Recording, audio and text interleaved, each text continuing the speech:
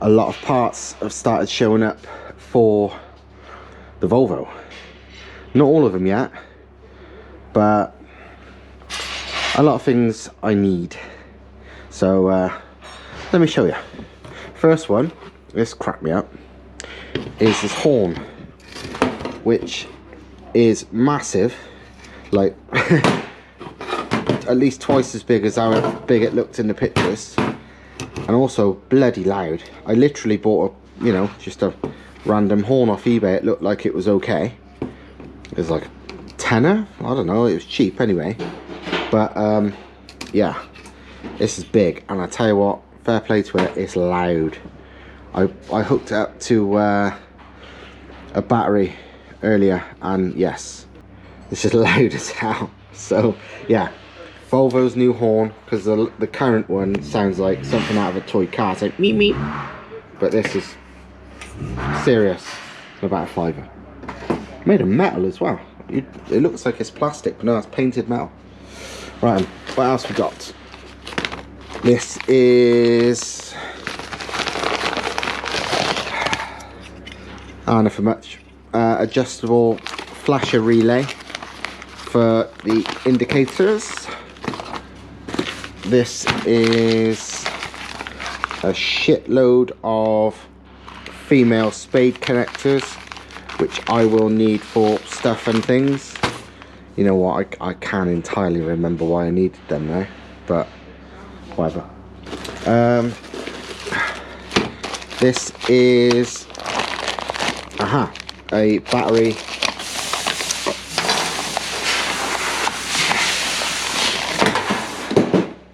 dropped it, but yeah, just a kill switch, which is very, very handy. So yeah, that'll be just on the dash somewhere. Again, these are all like cost bugger all. What else is here? An empty bag. This is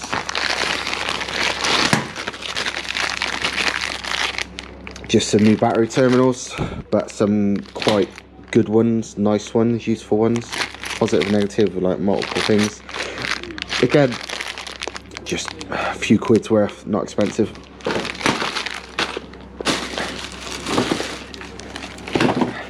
Because the thing is with the Volvo, as much as anything, yeah, it's a low budget car, but it's also a rolling test bed for what I want to use on the MX-5. I want the MX-5 to be right, but I obviously don't want to spend money I don't have to.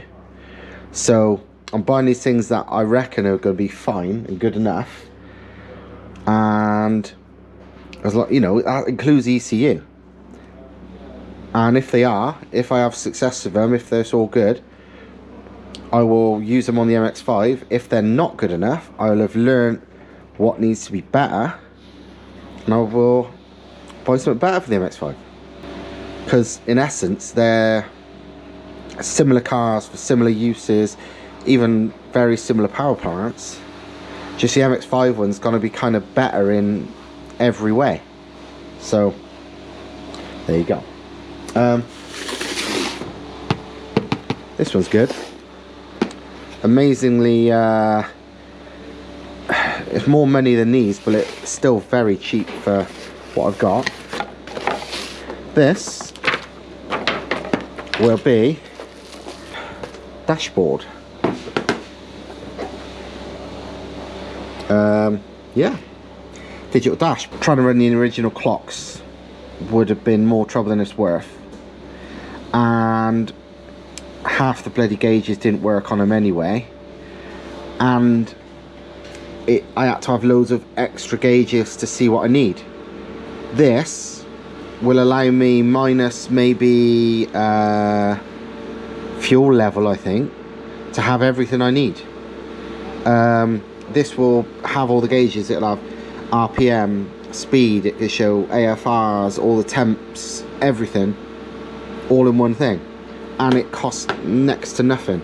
I can't even remember what it's cost now, but it's like 125 quid, 150 quid, I can't even remember, but it's next to nothing. and it's complete, and come with, you order the sensor separately because you obviously don't need all of it or everything. Some people won't need anything, because the thing is with this, from what I understand, I might be wrong, but I'm fairly sure I'm right, the Speeduino ECU I'm running has got CAN bus, whatever you want to call it, connection, and this thing has two. So with connecting two wires to CAN L and CAN H, CAN low and CAN high, on there, it can display anything the ECU is picking up. So I don't need to have two sets of everything, because obviously boost, intake temp, blah blah blah blah blah, the ECU needs to know boost, intake temp, coolant temp, stuff like that. So if I can show it on the screen, I don't need a separate gauge to know it, because obviously they're things you want to know. But things I won't necessarily have the ECU knowing, I will need separate sensors, but also it can do them as well. So I have in here various things, like pressure sensors, so it would be oil pressure and fuel pressure, temperature, that would be my oil temp, EGT, because I would like to know EGT for thing, and GPS, which I'm going to use for the speedo, so I don't have to worry about the speedo drive. And it all comes with wires too, which is fucking brilliant. And the best thing about this was it wasn't expensive. The unit wasn't expensive, but neither were the sensors. That's good news. I'm not even 100% if this is all I need, but these are things that's like, yeah, I definitely need those bits. So that is what I'm going to order for now, so at least I can start getting it all mocked up and worked out, and then it's like, right, and I need to order some more bits. So, but yeah, happy days. While, remember in the last video I was modifying that Holset HX50 to use, and my reasoning for using that, even though it was a bit kind of crazy big, was because I knew it was going to live, because as I shown, those cheapy £100 turbos that I was using, you know, eBay, Chinese, whatever they are, turbos, but cheap ones, weren't lasting. They were, you know, it wasn't worth my money when they was lasting me like a couple of months. It's like, it was better value to run a whole set or something that would last a long time. Well, the thing is with these turbos is, people sound stupid, but it's not. You know, like people say, oh, it's Chinese. It's like, that's not what makes it good or crap. Everything's made in China. Your iPhone, your everything, it's made in China. My iPhones are amazing. I bet this GoPro I'm talking to now is made in China. It's not about that. It's about how quality the thing is. You know, everything's got a price point. I don't know exactly which turbos are made in China by what manufacturer, but you can guarantee pretty much every big manufacturer makes some of their turbos in China. Don't make them £100 eBay ones, because the quality is different, hence the price is different. You buy a £100 turbo, it's not going to be as good as a £500 turbo. Once it gets expensive, like you know, like a £500 turbo, the difference between that and a £1,000 turbo might not be much. Often it's a brand or sales talk or, you know, fancy crap, but not quality. But when you imagine how relatively basic things have got to be for what a turbo consists of to be worth £100 and still make a profit, you know it's not going to be the best materials going and blah blah blah. So yeah, it's not, it's, everything's made to a price point. Every one of these, I mean, I know for a fact from talking to manufacturers in China, they will give you an option of like A quality, B quality of most stuff. Do you know what I mean? They will give you the cheap option or the expensive option. It might look the same from the outside, but it sure as hell won't be internally or whatever. And that, I guarantee, is the case with the turbos. And the £100 ones are not going to be their best ones. It's going to be the acceptable ones. You know, a lot of people have them last for ages, but when I'm running like £30 a boost and stuff like that and I'm using them, I can't use the rubbish ones because I am using them hard. But a funny thing happened. After I published that last video, I was contacted by Jack from MaXpeedingRods, who I've mentioned before. I've got the rods off and stuff in the past and that throttle body, and I know their stuff's good. And they sell these turbos at like £100 odd, and loads of people run them and they're great, but they're not going to cope with my stuff. But they also sell, and currently I think this might be the only kind, but I expect they're making more, a much more expensive and much better turbo. And he basically said to me, this turbo will last.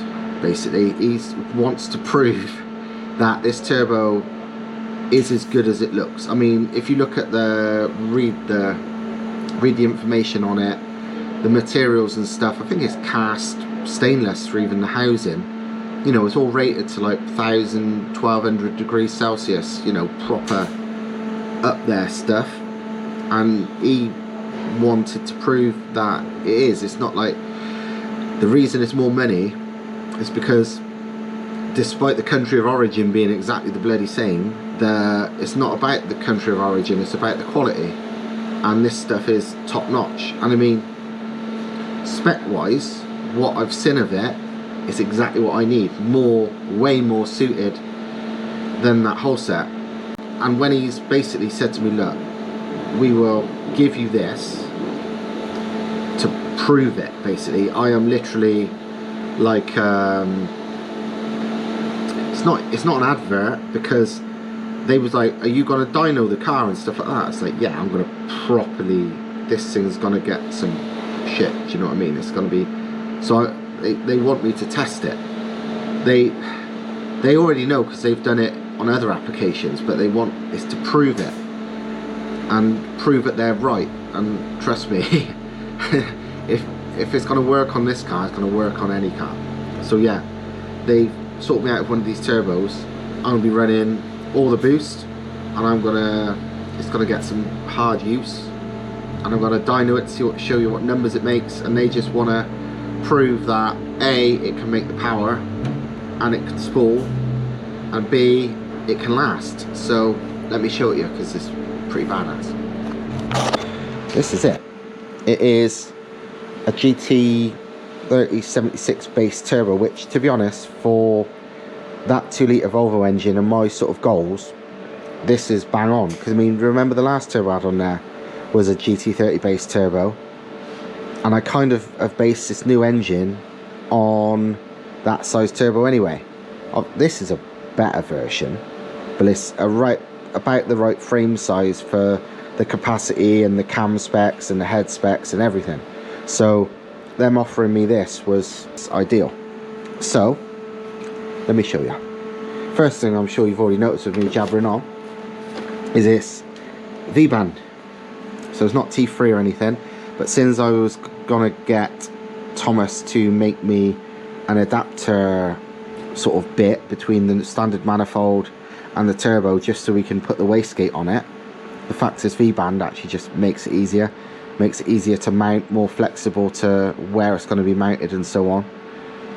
And being a V-band type housing also means it's very compact, much more compact. I think this is a 0.82 AR still, so it flows right.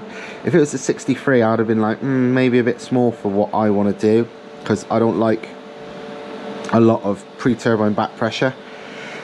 But being an 82, which is what the other turbo, that £100 one I was running, was as well, it's about on the money. Compressor side, it's all branded with their logo.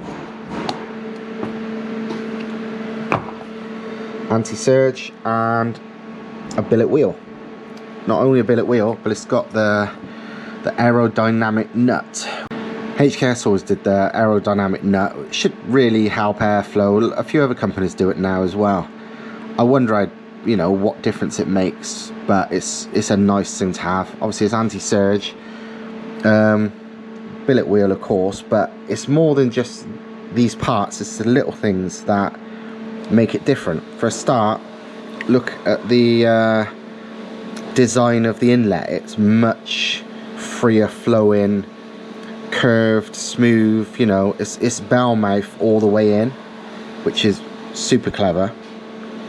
Even the compressor wheel, if you look at where the blades are, the actual center bore is tiny because the blades are bigger with a smaller center bore, so they go right into the middle, which basically means for any given compressor wheel inducer size, you've got more flow. So while this is a 55mm, 56mm inducer, something like that, which is, you know, that's still a 500 plus horsepower, 500 to 600 horsepower depending on specs, compressor inducer size, it will flow more for any given design just because the blades are longer, because there's more flow area in the middle. I don't know much about this compressor wheel design, apart from, which you might be able to notice as well, it's very different to a lot of them. It's a lot more like newer Garrett GTX and G series, where the blades are very straight. They're not totally straight, of course, but as you can probably see, it's like a 7+7 wheel design, but without a big curve. They are curved, of course they are, but they're very straight blades, which I don't understand aerodynamics, but I do know a lot of these newer turbos are that design, which is good. It's not ball bearing, which kind of suits me because I always think they're a bit fragile, and it also adds price for nothing. I mean, it's like, it doesn't improve spool really or anything like that, like people think. So yeah, it's a nice thing to have, but no, I'm not a massive ball bearing turbo fan. It's got these nice sort of knurled edges on there. I mean, on the inlet it doesn't really matter too much, but on the outlet, that's gonna certainly stop hoses blowing off so easily. Got obviously a port for your wastegate feed, which is good. But yeah, I like that. On the turbine side of it, as I've already mentioned, it's V-band, which is handy, and it's because of that, it's super compact. I think part of the reason it's super compact as well is because this isn't cast iron, it's cast stainless steel. It seems to allow cast things to be a lot thinner than the usual cast iron stuff. So that's why these V-band housings tend to be quite compact. The turbine wheel itself is, it's called I think it's K419. It's basically one of the higher temp alloys that are used for sort of high abuse, high temp applications. I think it's like K418 is a typical turbine wheel, you know, sort of material specs, and K419 is the higher temp ones. I might be wrong on the numbers, but the simple fact is turbine wheels rated to over 1,000 degrees Celsius, and to be honest, if your, you know, EGTs are over 1,000 degrees Celsius, you probably might well have other issues by then. So I wouldn't, you know, that's plenty. I know it's daft to say so, but one thing I did notice, which kind of gives you confidence that it's a pretty serious thing, is if you look really carefully, I don't know if the light's going to show it, but the turbine wheel has, in the centre bore, got something etched on it, like a manufacturer etching, and I don't know, maybe it's me, but if it was a cheap normal thing, they wouldn't go as far as to do what is some incredibly small, and you can't really see it on camera, laser etching of a logo on a turbine wheel. So it's like, yeah, if you've gone to that effort, it's probably decent. So, but yeah, obviously all alloy thing. Again, they've laser etched MaXpeedingRods logo on there. The core is water and oil cooled. I am going to run the water cooling on this, so I want to give it all the chances it can have. So, and because I'm going to give it some proper grief. But the thing is, simple fact is, they haven't sold this me, which, you know, of course any company would say something's good if they, you know, they want to make money off you. That's kind of unfortunately how business works. But literally, this was them saying to me, this is good, this will last, we approve it by giving it you as long as you are going to dyno it and test the living crap out of it. Because they'd seen what I'd done with previous things I bought off them and realised, you know, I understand what I'm looking at and what I'm doing and will use it. So and they're that confident in it. They said, look, you have this and test it for us, use it for us, prove it for us. And it's the perfect spec for me. I mean, to be honest, if it was like not right, because if it was a smaller one, I think if it was a 3071, it'd have been a bit small for me, and I'd be like, nah, leave it. And I certainly would if it was any smaller than that.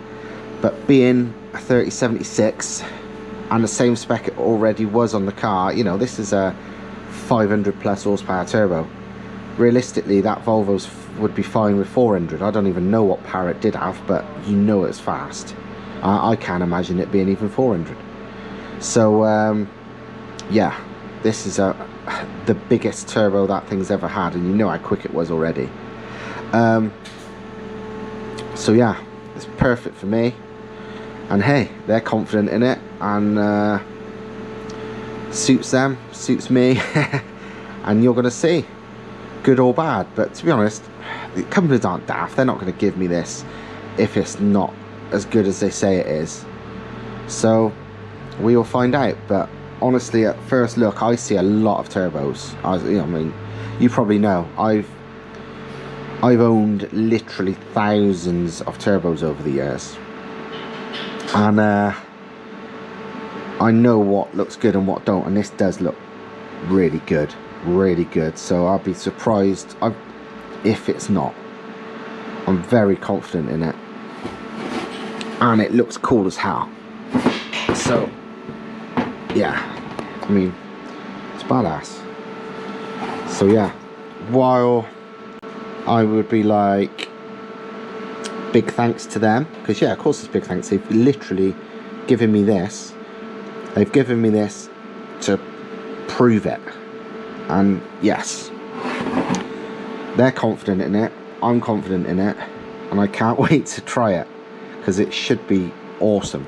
And also, to be honest, it's probably about half the weight of that HX50, which is another bonus. So yeah, happy days.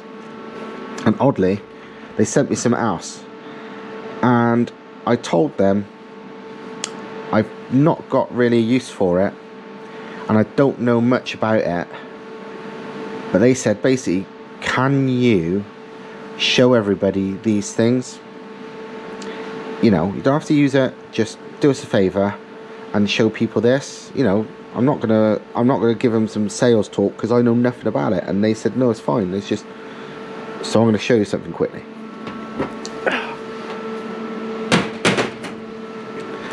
MaXpeedingRods make all sorts of weird and wonderful things,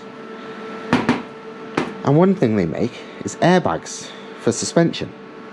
I've never had a car on bags. I'm not like well, I'm not an airbag person, but the crazy Ford F1 twin turbo LSX thing that's being built by Thomas just behind that piece of wood is probably gonna be on bags.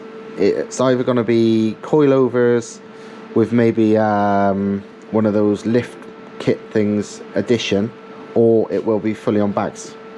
And yeah, MaXpeedingRods wanted me to show you, so I'm gonna. And to be honest, I know nothing about them, but I know when something is strong or crap. And to be honest, this is good. You know, I've seen airbags in real life before, and I know what's, you know, quality, and they are heavy duty. So yeah, I mean, I had a look on their site. When he said he's going to send it me, he said just do us a favour and show people. And I was thinking, why are you sending me this? I realised these are like 30 quid or something. So yeah, you've got basically, that's the mounting screws, that's the air thing, and you know,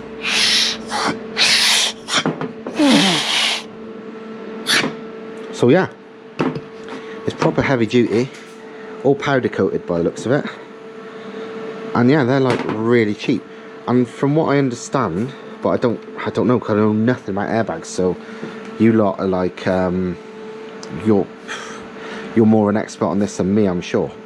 But from what I've seen, they do lots of different stuff. They do like OEM type airbags and universal type airbags, and like proper airbag kits for, like, you know, show cars and, you know, fancy cars, which is more like that Ford F1's gonna have. And this is just, he said, just, it's kind of showing an example of the airbags, I guess, to show the quality. And honestly, it's really good. I bet you. But obviously, like I said, I'm not an airbag expert, so you wouldn't know. But looking at this and how it's constructed and everything, I'd put money. There's a lot of bigger brand stuff that's out there that uses these exact same things. I'm pretty sure they make them with more bellows as well, because this is 2, and I'm guessing the most it squashes down to is maybe half that size, or maybe a bit less. I don't know how, you know, I don't know anything about airbags, but they do bigger ones, I know that. But either way, yeah, not something I would ever use. I think we'll use this maybe to mock up or check out fitment on that Ford F1 actually while it's here. But no, it's decent. But yeah, I know nothing about it, but I know what's crap and what's not. I'm guessing this is, I think, I can't tell if it's steel or aluminium, but it's powder coated and it's decent quality. It's relatively, I can't tell like weight wise what it is, because obviously rubber, reinforced thick ass rubber like this is heavy on its own. So it might, these end caps might well be aluminium, I don't know. But it's all very, very well built for something that I swear was on their website for like £35 or something stupid. So yeah, odd that I'm showing you this, especially when I know nothing about it and they know that. But I said, yeah, why not? I don't care. I'll show anybody, and if they want to look at it, they can look at it. And that's the end of that. So yeah, that's the end of this video for now. And next one, I don't even know what I'm doing on the next one. I got so many projects and so many, they're all like nearly finished. I can't even predict what's happening next. It kind of depends what turns up next, because, wow, I don't even know. I'm kind of stuck on the MX-5 because things haven't turned up. This is a lot of the Volvo electrical stuff, but not all of it. The turbo thing, I need the engine in the bay before I do that, because we have to know where we make the link pipe, blah blah blah. So yeah, that's all from me, and hope you've liked it, including this bizarre talk about an airbag that I know nothing about. So there you go. See you later.